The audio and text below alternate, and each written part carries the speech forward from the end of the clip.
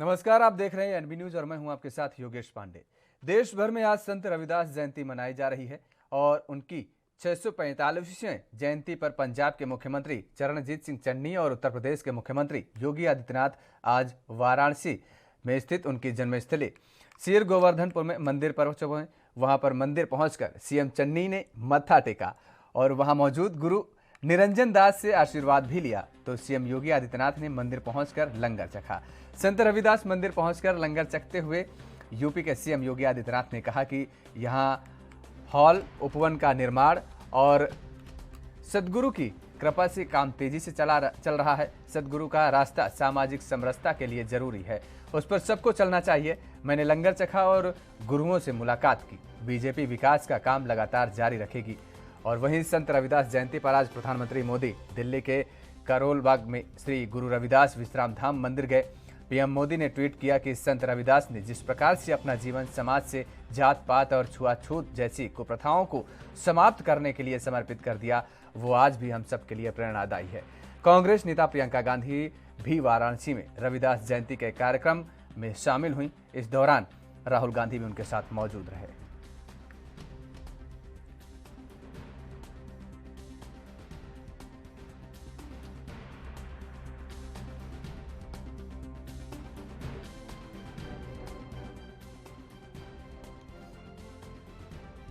तो आज संत रविदास जयंती पूरे देश में मनाई जा रही है और संत रविदास जयंती के अवसर पर वाराणसी में सियासी दिग्गजों का या दिग्गज नेताओं का आज जमघट देखने को मिला। रविदास जयंती पर वाराणसी सियासी अखाड़े में तब्दील नजर आया। आज सभी दलों के नेता वाराणसी पहुंचे और वहां पर संत रविदास के दर पर मत्था टेका। तो जाहिर तौर पर है रविदास जयंती पर रविदासियों को साधने की ये एक कवायद भी मानी जा रही है। सियासी नजरिए से, सियासी चश्मे से अगर देखा जाए तो उत्तर प्रदेश से लेकर पंजाब तक अपनी अपनी सियासी जमीन को मजबूत करने के लिए आज ये दिग्गज नेता वाराणसी में पहुंचे। उत्तर प्रदेश से पंजाब को साधने की कोशिश की गई। वहीं मुख्यमंत्री योगी आदित्यनाथ भी आज वाराणसी पहुंचे और इसके साथ ही साथ पंजाब के मुख्यमंत्री चरणजीत सिंह चन्नी भी उत्तर प्रदेश के वाराणसी पहुंचकर संत रविदास जी के दर पर मत्था टेका। सोनिया गांधी, राहुल गांधी भी पीछे नहीं रहे, वो भी पहुंच करके मत्था टेके वहां पर। इसके साथ ही आपको बता दें कि 2019 के लोकसभा चुनाव के दौरान भी प्रधानमंत्री नरेंद्र मोदी भी यहां पर आए थे और 2016 में भी प्रधानमंत्री नरेंद्र मोदी ने संत रविदास जी के दर पर पहुंचकर मत्था टेका था।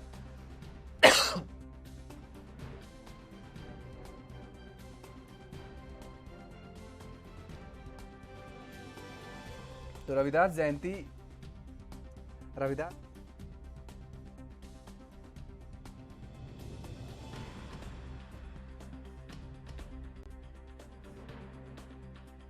दिग्गजों का जमावड़ा देखने को मिला और रविदास जयंती पर वाराणसी सियासी अखाड़े में तब्दील नजर आया।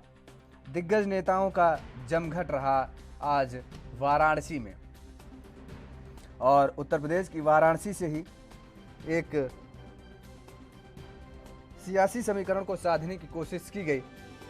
सभी राजनीतिक दलों ने ये कोशिश की क्योंकि चुनावी माहौल है। उत्तर प्रदेश में 2 चरण के चुनाव हो गए हैं।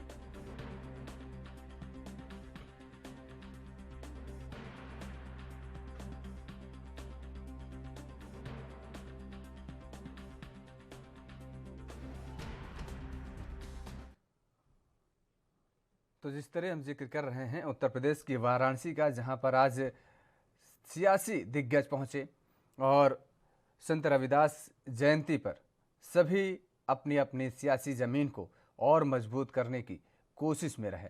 उत्तर प्रदेश से ही, उत्तर प्रदेश का नहीं बल्कि पंजाब का चुनावी समीकरण भी साधने की कोशिश की गई इस दौरान।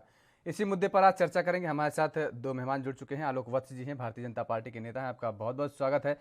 और इसके साथ ही जयेश गुरनानी जी हमारे साथ जुड़ चुके हैं, कांग्रेस के प्रवक्ता हैं, आपका भी बहुत बहुत स्वागत है।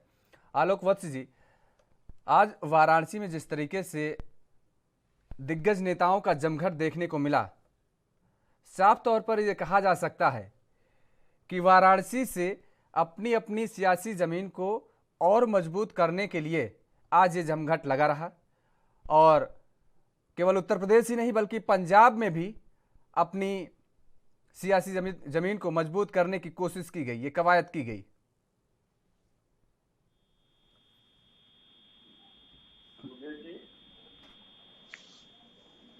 ये देश की विडंबना है कि जितना हम पढ़े लिखे होते जा रहे हैं उतनी ही हम जातिगत भी होते चले जा रहे हैं। ये एक विडंबना है और कोई भी दल इससे अछूता नहीं है। ये सारा जो लोग वहां पर जाके दंड पेल रहे थे का एकमात्र उद्देश्य उस पर्टिकुलर वर्ग के वोटरों को सलाम करने का था। हालांकि इस सब से कुछ होता जाता नहीं है। अब का वोटर बहुत सुलझा हुआ वोटर है। उसे सुरक्षा चाहिए, उसे प्रोग्रेस चाहिए, वो अपने आप को और देश को आगे बढ़ते देखना चाहता है। 75 वर्षों से तो यही हो रहा है। जातिगत खेल होता जा रहा है, लेकिन अभी जो इसकी तीव्रता हो गई है सब जगहों पे, ये लोकतंत्र के लिए अच्छा संदेश नहीं है। और सभी दलों को, सभी बड़े समाज सेवियों को बैठकर इस पर कुछ मंथन करना चाहिए कि धर्म और जाति इसका कम से कम राजनीति में उपयोग या दुरुपयोग करना बंद कर दें। बिल्कुल, ये देश हित की बात होगी सही मायने में। जो हमारे लोग शहीद हुए हैं, जिन्होंने आजादी में शहीद हुए हैं, या जो उसके बाद किसी दूसरे लड़ाई में जिन्होंने गौरवशाली परंपरा का प्रदर्शन किया है, कृपया उन लोगों को जहां कहीं भी वो लेटे हुए हैं उनको अपने कब्रों में या अपने दफन की हुई जगह पे उथल पुथल के लिए ना फेरे। वो सब हमारे ऐसे लोग हैं जिनको कितना भी सलाम किया जाए तो कम होगा। आज हम सुरक्षित, स्वस्थ अगर देश में जी रहे हैं तो उन लोगों के कारण जी रहे हैं। बिल्कुल, उनका भी इस्तेमाल लोग करने लगते हैं। ठीक है, मैं मानता हूं politics is a diluted war और everything is fair in love and war पहले से सुनता आया हूं। तो एक डाइल्यूटेड वॉर में भी सब चीज है, बट फिर एक और भी चीज आती है बीच में। Please don't hit below the belt. लड़ो, खूब लड़ो, मुंह तोड़ दो, खून बहा दो, जायज है, लेकिन बेल्ट से नीचे वार मत करो, वो नाजायज है। बिल्कुल। और मुझे अफसोस के साथ कहना पड़ता है सभी लोग इसका उपयोग और दुरुपयोग करते हैं। सभी लोग कर रहे हैं। जनता किन कर्तव्य विमूढ़ होकर ये सारा नाटक देखती है और वो असहाय है, कर नहीं सकती। वोट बैंक को पाने के लिए बिल्कुल आप ठीक बात कर रहे हैं। इसमें सभी दल शामिल हैं, चाहे वो भारतीय जनता पार्टी हो, कांग्रेस हो या अन्य कोई राजनीतिक दल हो। सभी राजनीतिक दल इस का फायदा उठाते हैं और सियासी समीकरण को साधते हुए क्या उनके फायदे में हो सकता है उस चीज को वो हिट करते हैं। जयेश जी, प्रियंका गांधी, राहुल गांधी भी पहुंचे हैं वाराणसी और उन्होंने भी मत्था टेका। अच्छी बात है, टेकना चाहिए, लेकिन मुझे लगता है कि चुनावी माहौल में ही ये सब क्यों याद आता है सभी नेताओं को। चुनाव से इतर भी कभी जाकर के वहां पर मत्था टेकें, जब चुनाव ना हो तब भी वहां पर पहुंचना चाहिए, तब भी मत्था टेकना चाहिए। जो आस्था आज दिख रही है वही आस्था तब भी दिखनी चाहिए, मुझे ऐसा लगता है।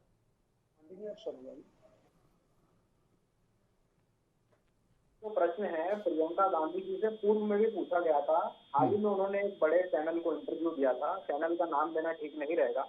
तब प्रियंका गांधी जी ने सिर्फ इतना सा सरल उत्तर दिया था कि हम चुनाव के पहले भी और चुनाव के बाद भी मंदिरों में जाते हैं, परंतु फर्क सिर्फ इतना सा रहता है कि चुनाव की गर्मी के दरमियान जब भी हम मंदिर में जाते हैं तब मीडिया उसे कवर करती है। इसलिए जनता को यह संदेश देने का प्रयास किया जाता है कि सिर्फ जब चुनाव पास आते हैं तभी राहुल गांधी जी, प्रियंका गांधी जी या कांग्रेस पार्टी के अन्य लोग मंदिर जाते हैं। परंतु उन्होंने खुले मन से स्वीकार किया कि वह प्रतिदिन पाठ पूजा करती हैं और वर्ष के कई ऐसे मौके बनते हैं, त्योहार बनते हैं जहां पर वह जो भी पाठ पूजा रहती है वह सब करते हैं। परंतु यह इस प्रकार से कहना कि जब चुनाव आ रहे हैं तभी कांग्रेस पार्टी या फिर अन्य जो भी नेता हैं सक्रिय होते हैं, तो यह कहना मेरे हिसाब से गलत अच्छा, रहेगा। आप बता दीजिए 2020 में गई थी क्या संत रविदास जयंती के अवसर पर प्रियंका गांधी, राहुल गांधी? 2018 में गई थी क्या? 17 में गई थी क्या? आप ही बता दीजिए, अगर मैं गलत बोल रहा हूँ तो आप बता दीजिए, गए थे क्या? बात इतनी है कि इंसान की धार्मिक भावना है, तो अगर आप उसकी राजनीतिक महत्वाकांक्षाओं को जोड़ेंगे तब आपको लगेगा कि कुछ गलत हो रहा है, परंतु यह उनकी धार्मिक जीवन अलग है, उनका राजनीतिक जीवन अलग है। अगर आप कंपेयर करेंगे कि नहीं, आपने कहा कवरेज नहीं दी भाई, कैसे नहीं, मीडिया कवरेज कैसे नहीं देगी भाई? आप जाइए, आप चुनाव के बाद जाइएगा तब भी देखिए कवरेज मिलती कि नहीं प्रियंका गांधी को। प्रियंका गांधी कोई किसी नगर में किसी कहीं पार्षद तो है नहीं कि उनको कवरेज नहीं मिलेगी, वो दर्शन करके चली आएंगे, किसी जनता को पता नहीं चलेगा, हम मान ही नहीं सकते हैं। मैं जो कहना चाह रहा हूँ वो यह है कि आज प्रियंका गांधी जी गई तो यह एक चुनावी मुद्दा बन गया, आज आकुर में चर्चा कर रहे हैं। परंतु अगर यही चीज एक साल पहले जब कहीं चुनाव नहीं हो रहा, कोई प्रदेश में चुनाव नहीं है, केंद्र में चुनाव नहीं है, और उस समय यदि कोई राजनेता मंदिर जाता है तो कोई चुनावी मुद्दा नहीं बनेगा, क्योंकि वह यह समझा जाएगा कि वही तो हम भी कह रहे हैं, जाते ही नहीं ना ये नेता, ये चुनाव के पहले जाते ही नहीं है। ये जब चुनावी माहौल आता है, जब चुनाव आता है तभी इनको मंदिर और मस्जिद ये सब याद आता है, गुरुद्वारा याद आता है। मंदिर मस्जिद याद करने वाली कांग्रेस पार्टी नहीं है, कम से कम मैं इतना खुले मन से कह सकता हूँ, क्योंकि कांग्रेस पार्टी तो सेक्युलरिज्म पर बिलीव करती है। अरे क्या जरूरत है साहब, क्या जरूरत है ये चुनावी माहौल? अगर आप हमेशा नहीं जाते हैं, संत रविदास जी ने ही कहा जो मन चंगा तो कठौती में गंगा।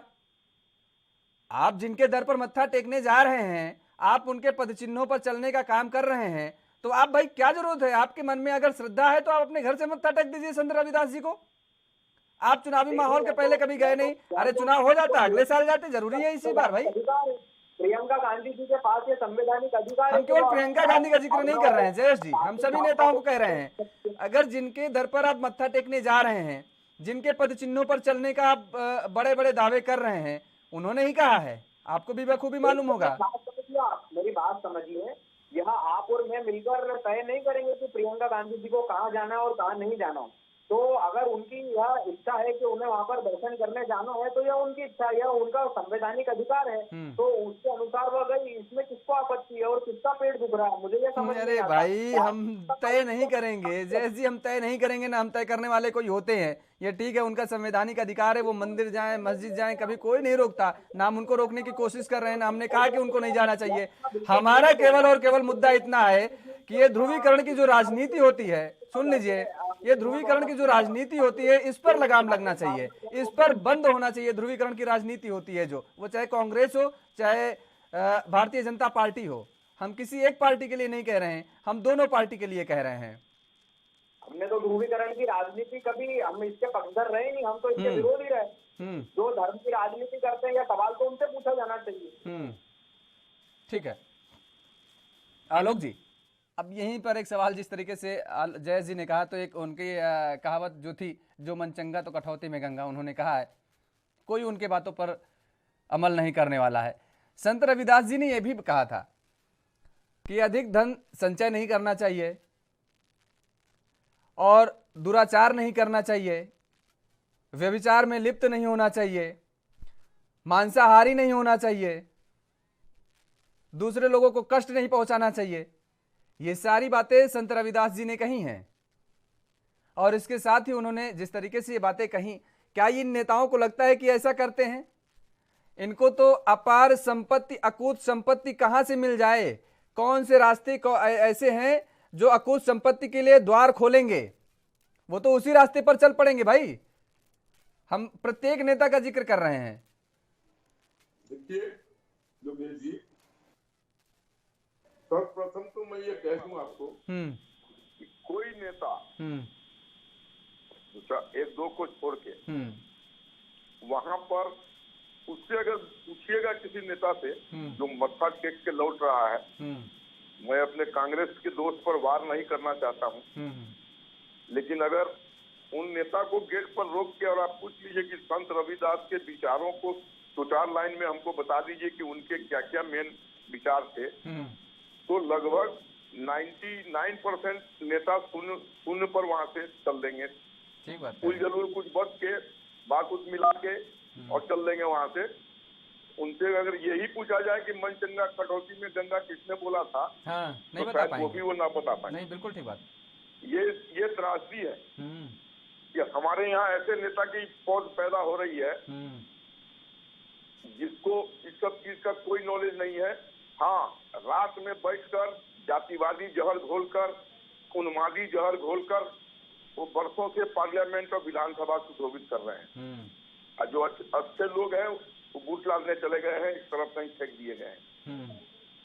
इनमें से अगर कुछ नेता इस युग में कुछ नेता बचे हैं जिनमें त्याग और तपस्या की भावना है और सही माने में अगर रविदास के आदर्शों पर चलने वाले हैं, तो वो है माननीय नरेंद्र मोदी जी। उनके परिवार एक एग्जाम्पल है। आप देखिए उनकी माता जी को किस सादगी में रहती हैं। उनके 14 रिश्तेदार हैं, कोई 3 व्हीलर चला रहा है, कोई क्लर्क है, कोई छोटा मोटा काम कर रहा है, और उसके बाद के श्रेणी में योगी आदित्यनाथ आते हैं। उनके माता पिता कैसी जिंदगी बिता रहे हैं, और उनकी अपनी बड़ी बहन वो मंदिरों का फूल बेचकर गुजारा कर रही है। इसके अनुपात में मैं अगर दूसरे दल के नेताओं को कंपेयर करूं, उनकी लाइफ स्टाइल और उनके रिश्तेदारों की लाइफ स्टाइल और उनके रिश्तेदारों की रिश्तेदार की लाइफ स्टाइल, आई थिंक मेरा इतना ही कहना काफी है। समझदार को इशारा काफी है। ये एक अकाट्य सत्य है, चाहे वो कांग्रेस के हो, चाहे वो समाजवादी पार्टी के हो, चाहे वो एआईडीएम के हो, चाहे वो शिवसेना के हो। बीजेपी का भी नाम लीजिए आलोक जी, बीजेपी का भी नाम लीजिए, बीजेपी भी है। नहीं, संपत्ति नहीं, आप एक या दो नेताओं के नाम गिना करके, आप एक या दो नेताओं के नाम गिना करके आप ये नहीं कह सकते हैं कि सब कुछ ठीक है, सब कुछ हरा भरा है। योगेश भैया, हमारे यहाँ इस तरीके के नेताओं की पौधी नहीं उगती है, और अगर उगती है तो उसको हाशिए पर तुरंत भेज दिया जाता है। अगर किसी के बारे में हमें पता लग जाए कि इसकी अकुत संपत्ति इसने इकट्ठा कर ली है, तो he is send back to pavilion. और इसका एग्जाम्पल फिर मेरा मुंह नहीं होता है, अब नहीं होता है। आलोक जी कहिए तो मैं नाम गिना दूं, अभी मैं कहिए तो मैं अभी ऐसे नाम गिना दूंगा ना जिनकी संपत्ति का आप आकलन भी नहीं कर पाएंगे। और मुझे लगता है, सुन लीजिए, और मुझे लगता है मैं दावे के साथ बड़ा विश्वास से कह रहा हूँ ये कि अगर उनके घर पर भी IT की रेड पड़ेगी ना, तो इतनी संपत्ति मिलेगी कि बीजेपी के शीर्ष नेता या बीजेपी के अध्यक्ष ने सोचा नहीं होगा कि ये पैसा आया कहाँ से। उत्तर प्रदेश का मैं जिक्र कर रहा हूँ। आप मेरी बात सुन लीजिए। हाँ, मैं एक ही चीज कहना चाहता हूँ कि इस तरीके के नेताओं की फौज हमारे दल में अनुपात में कम मिलेगा। और आप एक चीज जान लीजिए, आज मैं एक रहस्य खोल रहा हूँ आपके चैनल पे कि माननीय नरेंद्र मोदी जी के कैबिनेट में जब भी सफल हुआ और लोग ड्रॉप किए गए हैं, तो कुछ को तो अकर्मण्यता के कारण ड्रॉप हुए, और कुछ के ऊपर शक की सुई चढ़ी थी, वो भी बाहर का रास्ता दिखा दिए गए, जिसमें कुछ नामी घरामी लोग भी थे। यही हाल प्रदेशों में हुआ। बिहार में आप देखिए, पुरानी कैबिनेट जो 1 दशक से ऊपर से काबिज थी, उनके सारे मंत्रियों को पैदल कर दिया गया। उप मुख्यमंत्री को दिल्ली तलब कर दिया गया राज्यसभा में। यही चीज अन्य प्रदेशों में भी किया है हमने। हर जगह दूसरे नौजवान की टोली को, इसका एग्जाम्पल आसाम में है, मेघालय में है, उत्तरांचल में है, गुजरात में है। इन सब जगहों पर हमने कैप्टन बदले और नए नौजवान के हाथ में दिया और उनके अंडर में नए नौजवान बताते हैं ये सब विधायकों बना को लेते हैं। मंत्री पद दिया। ये आलोक जी, ये बात आप मानिए ना मानिए, इतने कम समय में ये रहते हुए ना अपना बैकअप बना लेते हैं, धुआंधार बैटिंग करते हैं अपने लिए केवल। अरे भैया, अरे मान लीजिए भाई, मान लीजिए उत्तरांचल का भी आपने जिक्र किया है, आप ही की सरकार के, आप ही के दूसरे मुख्यमंत्री ने ये किया, उजागर किया है, जांच बैठाई थी, कितना बड़ा भ्रष्टाचार निकला है, आपको जानकारी होगी। आप ही के मुख्यमंत्री थे वो भी, और जांच भी जो कराए वो भी आप ही के मुख्यमंत्री हैं। मैं आपसे थोड़ी ये कह रहा हूँ कि हमारे यहाँ जो लोग हैं वही चीज, ये धुआंधार बैटिंग कर लेते हैं, ये अपनी जगह बना लेते हैं, अपना ये सब मेंटेन कर लेते हैं 5-10 साल 15 साल। योगेश जी, हाँ। योगेश जी, मैं ये थोड़ी कह रहा हूँ कि मेरे यहाँ सब गंगाजल पीने वाले हैं। हाँ। ये तो मैं नहीं कह रहा हूँ। कंबल ओढ़ के ये सब घी पीते हैं, कंबल ओढ़ के। आलोक जी आप जानते होंगे ना, कंबल ओढ़ के ये सब घी पीते हैं, सच बता रहा हूँ, ये केवल दिखावे के लिए होते हैं। आज इस देश की त्रासदी क्या है? हाँ, कि हमने अपने आचार विचार और शिष्टाचार और दिनचर्या में उसको मान्यता दे रखी है। अरे भैया, इसको कुछ दे लेके काम कराओ, क्यों लाइन में खड़े हो यार इतनी देर से? हाँ, ठीक बात, ये आम वाक्य है। इस पर अरे यार, इतने दिन से तुम उस ऑफिस में फाइल के लिए दौड़ रहे थे, कोई सेटिंग वेटिंग नहीं हुई है क्या? तो इन चीजों को कौन सा मनी बोलते हैं इंग्लिश में? स्विफ्ट मनी, या हिंदी में उसको कहिए सुलभ, काम को सुलभ कराने का शुल्क, या आम बात है। सुलभ रास्ता ठीक है। आलोक जी आते हैं आपके पास, ले लें जयेश जी से कमेंट ले लेते हैं। सुलभ रास्ता ठीक है, लेकिन भारतीय जनता पार्टी यही तो वादा करके आई थी कि इन सारे रास्तों को, इन सारे द्वारों को हम बंद कर देंगे, बैरिकेड कर देंगे, कोई रास्ता नहीं बचेगा। ऐसे जो रास्ते, सुलभ रास्ते खोजे जा रहे हैं।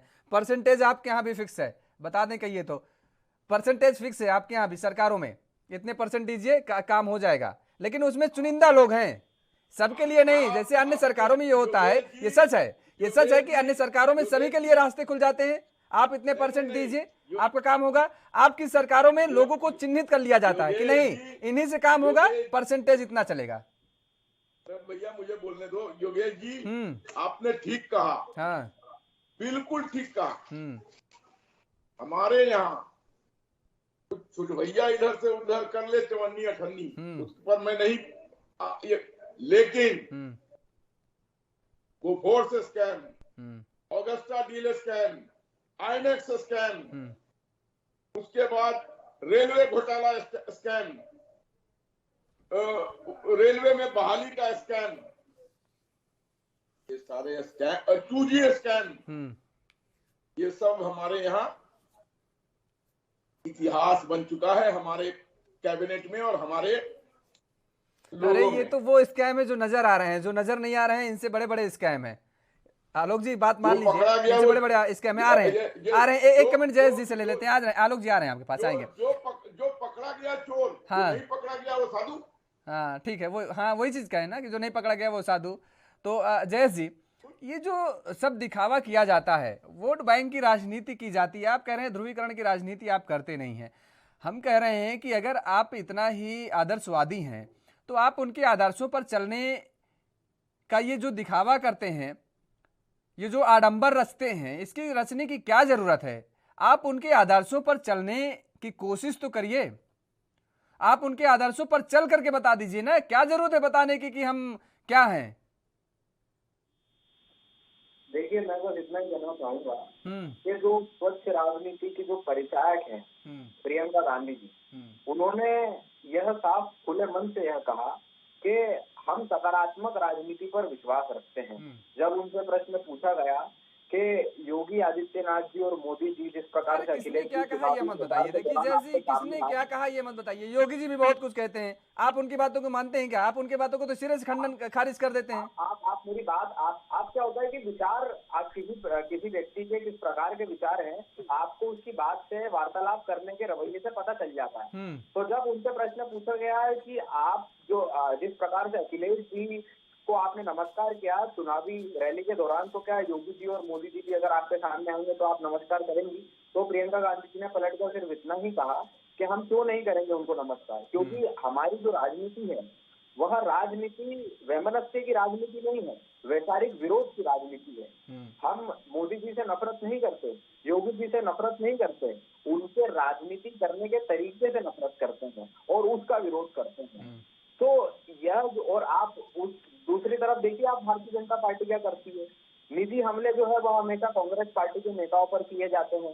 तो आप देखिए आसाम के मुख्यमंत्री, देखिए कितनी बड़ी, देखिए मैं आपको याद दिलाता हूँ कितना शोभनीय वाक्य है कि बीजेपी के अध्यक्ष स्वतंत्र देव सिंह मुलायम सिंह के यादव के घर जाते हैं, मुलाकात करते हैं, उनसे कहते हैं आशीर्वाद लेने जाते हैं। आप बताइए, आप ये कह रहे हैं, अब वो तो घर चल करके गए, आपको पता कि नहीं पता है? नहीं, वाक्य नहीं बताऊं किस प्रकार से निजी हमले किए जाते हैं भारतीय जनता पार्टी द्वारा। पूरे चुनाव को यदि आप देखेंगे गौर से, तो आप उसमें देखिए कि भारतीय जनता पार्टी के जो स्टार कैंपेनिंग के जो मेंबर्स हैं वह जब कैंपेन करने आते हैं तो किस प्रकार से पूरा जो उनका फोकस रहता है वो ये रहता है कि कांग्रेस के ऊपर निजी हमले किए जाए। हम उनका राजनीतिक रूप से विरोध करते हैं। तो जो सकारात्मक राजनीति को आगे बढ़ाने की जो बात है वह कांग्रेस पार्टी निरंतर रूप से करती आ रही है। और इंग्लिश में प्रोवर्ब है, action speaks louder than word. तो हम सिर्फ बोलते नहीं, हम करके भी दिखाते हैं। आप बता दीजिए एक भी अगर निजी हमला राहुल गांधी ने किया हो तो। राहुल गांधी जी ने तो खुले मन से कहा कि मोदी जी मेरे पिताजी के बारे में, मेरे बारे में कुछ भी कहने पर। देखिए एक बार बता दें जयेश जी, ये बहुत सीधी और सरल भाषा में मैं बता रहा हूँ कि राजनीतिक दल के जितने ये बड़े दिग्गज नेता हैं, इन सब का चाहे जितना मनमुटाव हो, एक दूसरे पर जो सियासी बाढ़ छोड़ते हैं, जो जुबानों से अपने तीर चलाते हैं, ये कितना भी चला लें, ये केवल वहीं तक मंचों से सीमित रहता है। इनके आपसी संबंध बहुत अच्छे होते हैं, प्रगाढ़ होते हैं, इनका कभी कोई काम नहीं रुकता है। वो चाहे समाजवादी पार्टी से कांग्रेस का हो, कांग्रेस से बीजेपी का हो, बीजेपी से समाजवादी पार्टी का हो, इन सभी नेताओं के काम बड़े आसानी से होते हैं। और मैंने इसको जमीनी स्तर पर, धरातल स्तर पर देखा है, तब मैं ये बात बड़ी उससे बोल रहा हूं, डंके की चोट से बोल रहा हूं। ये सच है, जनता फरेब में आती है और उसका खामियाजा भी जनता को भुगतना पड़ता है। ये सच्चाई है जयेश जी, इससे आप मुकर नहीं सकते, ना आलोक जी आप भी। फिलहाल आप दोनों मेहमानों का हमारे साथ जुड़ने के लिए बहुत बहुत शुक्रिया। समय के अभाव के चलते यहीं पर चर्चा को विराम देते हैं। और जिस तरीके से अब सियासी अखाड़ा आज देखा गया, सियासी अखाड़ा बना रहा वाराणसी, लेकिन देखने वाली बात यह होगी कि जिस तरीके से रैदास जयंती पर रैदासियों को साधने की कोशिश की गई थी, आखिर ये वोट बैंक किस पाले में जाता है। चर्चा में फिलहाल मेरे साथ इतना ही। देश और दुनिया की तमाम खबरों के लिए आप बने रहिए एएनबी न्यूज के साथ। नमस्कार।